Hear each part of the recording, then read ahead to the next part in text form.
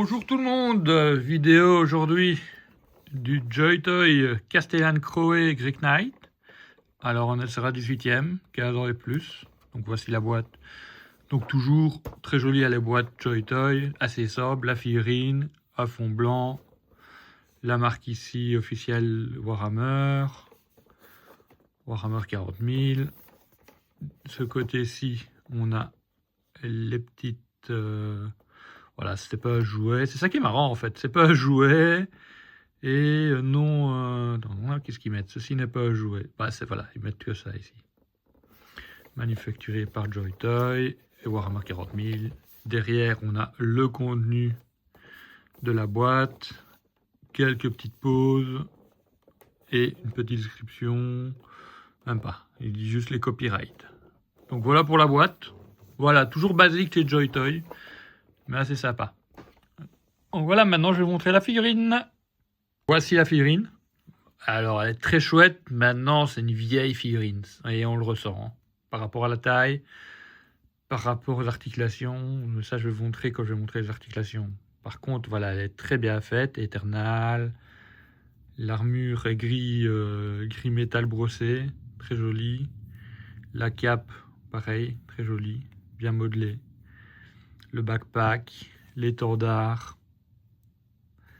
À chaque fois, il y a les petits rubans, le livre, l'épée.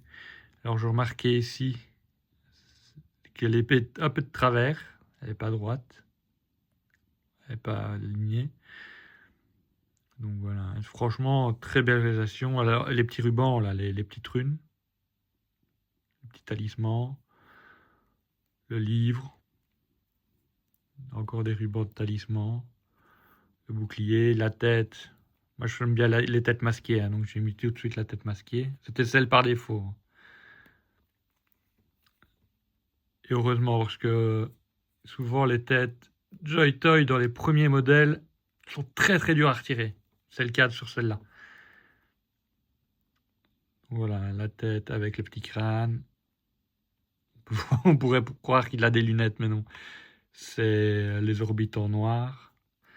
Donc voilà pour la figurine. Alors voilà, très chouette, mais elle a fait son temps. J'ai pu la récupérer, en fait c'est une réédition d'un ancien modèle.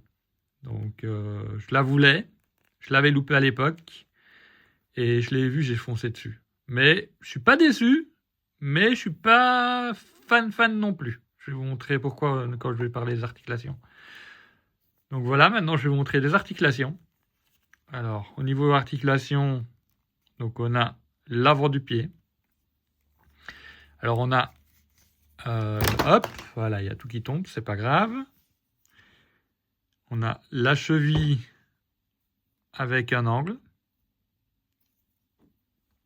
Avant-arrière. Voilà, ça tient même pas.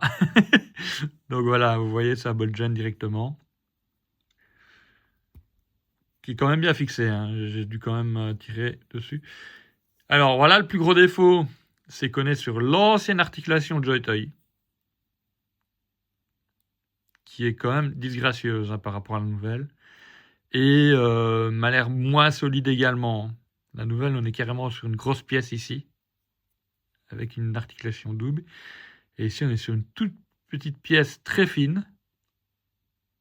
Avec une espèce de genouillère voilà, qui fait vraiment... on la plie et c'est affreux, quoi. Regardez ça. Donc voilà, franchement, ça c'est... Ils auraient dû la refaire. Franchement, ils refont ce modèle-là. Je le reprends avec le nouveau corps qu'ils font. On a l'articulation hanche rotatif. Pareil, on est un peu bloqué également. Oh, quoique non, on peut aller loin. Là, on peut aller loin. On a une articulation de hanche gauche-droite externe, mais qui est aussi bloquée. Bon, là, je crois qu'on est bloqué à cause de la petite ceinture. Ouais, on est bloqué à cause de la ceinture. Et ici, ça va encore un peu plus loin. Ça bloque également là. Et on est à 45 degrés en avant et 45 degrés en arrière. 45 degrés en avant et 45 degrés en arrière. On a la rotation du torse. On a un petit tap crunch ici, donc on a une double rotation. On a la rotation ici, au niveau de la taille, et une rotation au niveau des abdos, qui est quand même assez limitée, hein. Regardez, on va pas trop loin. Donc voilà, c'est ce qui fait, ce qui me déçoit réellement. Voilà, c'est un ancien body. L'articulation de la main 360 degrés, ça sans aucun problème, avec une petite inclinaison possible. En fait, on est sur une main qui est sur un ball gen, hein, donc simplement pour ça qu'il y a une petite articulation gauche-droite. Et c'est une petite tige, donc voilà, on peut sans problème un peu l'incliner. Maintenant, voilà, les ball gen fait que l'articulation est un peu loose suivant le poids. On va voir avec l'arme. Alors, articulation, pareil, on est sur une articulation double, mais qui va tout de suite être bloquée à 90 degrés à cause de l'épaule. Donc la spalière. Pourtant, là, on est sur une double, hein, mais voilà, on est encore sur les anciennes articulations. Rotatif 360 degrés au niveau des biceps. Et au niveau de l'articulation de l'épaule, on est sur comme les nouvelles ici. C'était déjà comme ça à l'époque. Donc une petite lanière en caoutchouc souple qui est sur l'attache de l'épaule. Ce qui permet un petit peu de la bouger, hein, mais bon, voilà, pas énormément non plus. Et on a une rotation butterfly ici, au niveau de l'épaule, donc on a une articulation butterfly. Mais qui va être limitée également, parce qu'elle n'est pas tout à fait comme les autres butterfly, également, elle est beaucoup plus éloignée, et on n'arrive pas à voir l'autre, on pouvait mettre carrément l'épaule pratiquement ici, quoi. Et là, non. Donc, on est aussi bloqué. Tête, ball gen, donc 360 degrés. Très difficile à retirer. Ça, c'était les premières Joy Toy. Ouais, même en tirant, hein, j'arrive pas. Hein. Donc, voilà. Quand vous avez une tête de base, gardez-la pour éviter de la casse. Ah, ici, je l'avais pas vu. Donc, le bolter lourd. Ouf, quoique, je sais même pas si c'est un bolter lourd, ça. On pourrait dire bolter lourd quand même, vu la forme. Ici, l'attache, normalement, elle bougeait pas, mais elle s'est déclipsée. Ce qui est pas mal, ça veut dire qu'on pourrait la mettre d'une certaine façon, comme ceci, en dessous. Moi, j'aime bien quand elle est au-dessus comme ça. Hein. Et encore là, ça, j'aime pas trop. Voilà, comme ceci, avec le gun comme ça. Articulation, 360 degrés au niveau de l'épaule également. Donc voilà pour la figurine et les articulations. C'est bien, mais ça tend à meilleur avec les nouveaux corps en fait. Je l'aurais eu à l'époque, je n'aurais pas été déçu. Je l'ai maintenant, je suis déçu. Alors, on a un livre avec une chaîne qui est dessinée sur le livre. Alors, le livre, il est bien fait. Hein. Et on est sur un petit ball gen, donc évidemment, ça va tout de suite bloquer au niveau du mouvement, parce que voilà où on doit le mettre. Et on peut le voir tout de suite. Hein. Je le mets.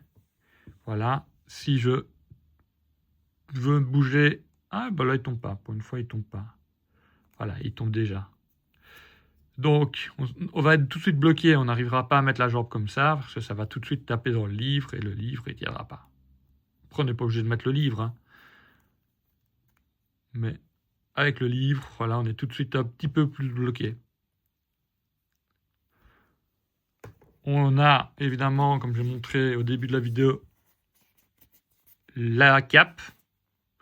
Alors la cape est bien faite. Hein. On est sur un plastique vraiment souple. Regardez, voilà, on est vraiment sur un plastique souple. Même si on ne s'est pas donné de forme, on est sur un plastique pur. Donc voilà, avec la petite partie qui a été repliée, tout ça est sympa. Et après, ben, on peut mettre la cape.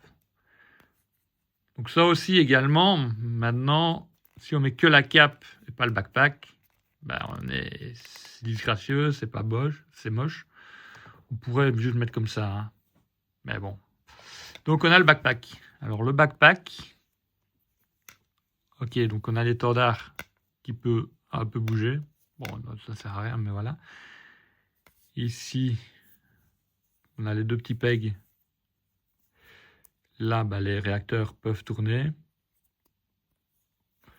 Et après, ben, je pensais que ça, on pouvait retirer. Je ne suis pas très fan des étendards. Mais ça m'allait... Ah non, on peut retirer. Voilà, on peut le retirer sans problème. J'avais un peu dur à le retirer quand c'était froid, mais maintenant que c'est un peu chaud, voilà, on pourrait retirer. Donc si on n'a pas envie qu'il soit trop haut, que garder le backpack, bon, ça fait moins accurate au personnage, mais on peut le faire, quoi. Ça, c'est bien. L'étendard, voilà, je vais le mettre pour la vidéo, mais moi, je vais le retirer après. Maintenant que je sais qu'on peut le retirer, ça fait tout de suite beaucoup plus haut l'étendard, et je le prends pour le Cara Design et pas pour la figurine en elle-même de la licence. Donc comme accessoire, on a cette épée avec des runes, donc vraiment bien faite, hein, j'aime beaucoup, hein. Avec le logo. Je ne suis pas très univers Warhammer, mais il me semble que c'est le logo des clans ou d'une faction. La garde, le pommeau, les runes un peu à la Darksider, ou c'est quelle série que j'ai vue? Ah ouais, Roi Lich, Frostmourne. Voilà, donc franchement l'épée, top. Et ce qui est encore meilleur, c'est ça. Donc ça, c'est des flammes. Ah non, je ne connais pas l'histoire de ce personnage-là, hein. Mais les flammes peuvent être mises avec l'épée. Et donc ça fait vraiment une épée de feu avec l'effet de flamme, quoi. Donc ça, c'est super bien fait. C'est ça qui m'a conquis, en fait, sur cette figurine. J'aime bien les grosses épées comme ça. Souvent, quand j'ai une Warhammer en Joy Toy, je vais mettre l'épée à deux mains. Donc je vais mettre carrément main gauche, main droite. Je vais utiliser le butterfly. Et ici, ben, le problème, c'est que le butterfly n'est pas top. On pourrait essayer, hein. Ouais, non, ça va être un peu galère. Et ici, ben, la main, là, c'est la main agrippante, hein. Ben, voilà, ça tient. Mais on a pratiquement envie de mettre une petite patte à fixe. C'est pareil à l'intérieur, avec le poids de l'arme, voilà ce que ça fait. Donc à l'horizontale, bah, ça ne va pas le faire. Donc voilà, ça c'est dommage. Même si j'adore l'épée et tout, ça c'est dommage que bah, la main est un peu balançante et les doigts et la tâche de l'épée également. Ouais, voilà. Il y a moyen de faire des pauses quand même, mais voilà, ça c'est vraiment dommage. Évidemment, je n'ai pas sorti de la boîte, mais comme toutes les Joy Toys, on a les mains différentes. Voilà, on les voit ici. Je vais les sortir comme ça, vous allez mieux le voir. Alors,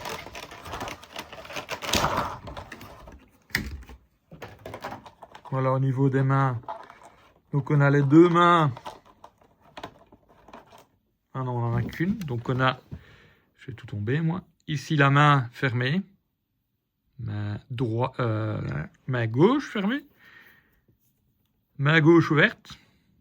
Voilà la main gauche ouverte. Alors les mains sont bien faites, hein. Mais pareil, on est sur un Bolgen. Donc ça risque de... Quoique on ne sait pas mettre l'épée, donc il n'y a pas de problème, quoi. On les met. Main gauche de doigt. On pourrait faire la pose avec Optimus Prime. Quand il met les doigts au ciel. Ici, ben, on a la main épée agrippante droite. Donc voilà, on pourrait mettre à droite l'épée également. Donc ça c'est pour les mains. Donc voilà, c'est vraiment basique. Et la tête supplémentaire. Alors je la trouve bien faite.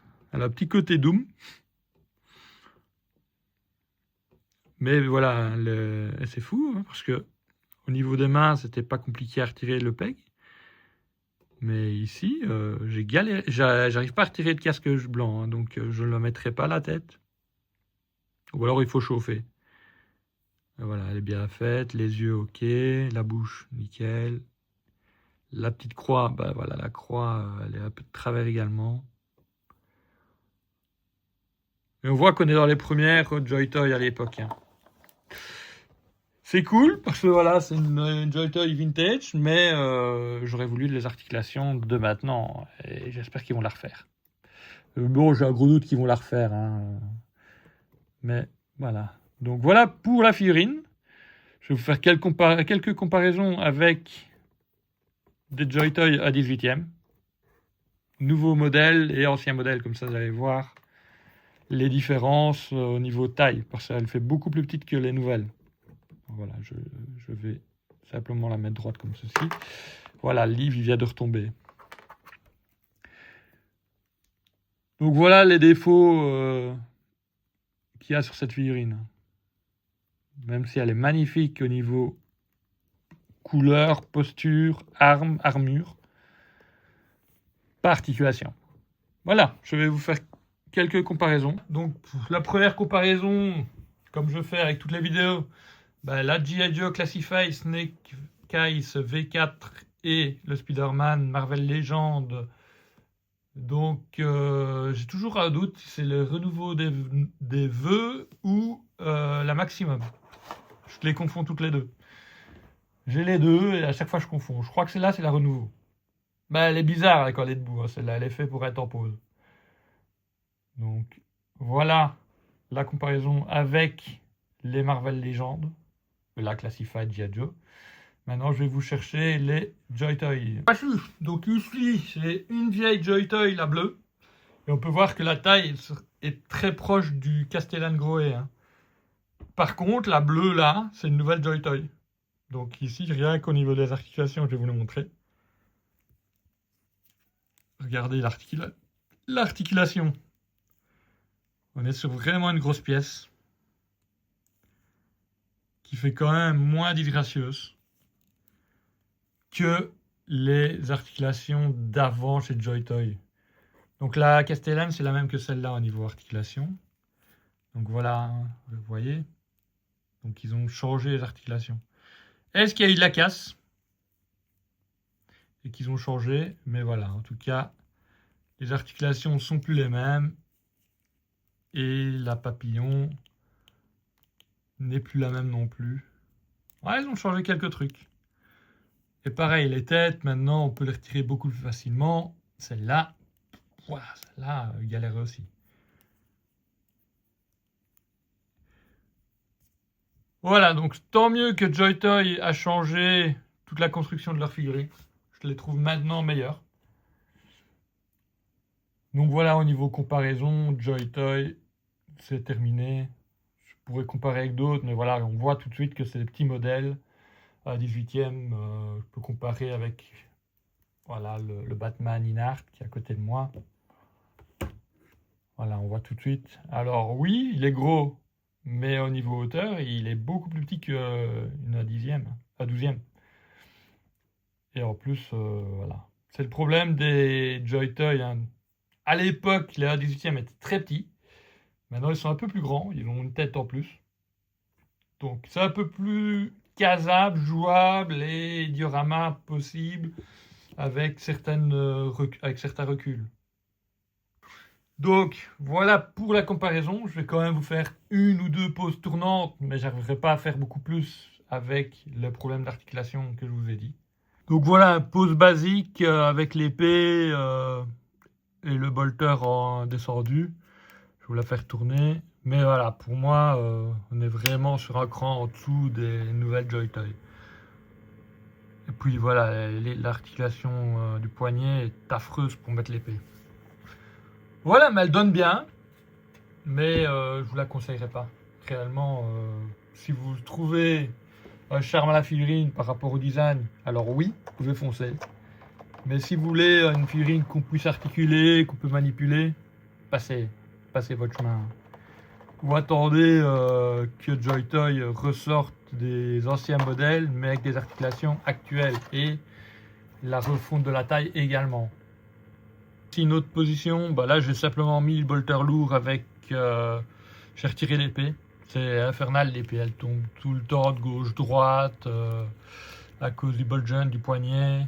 Pourtant elle est magnifique, mais voilà.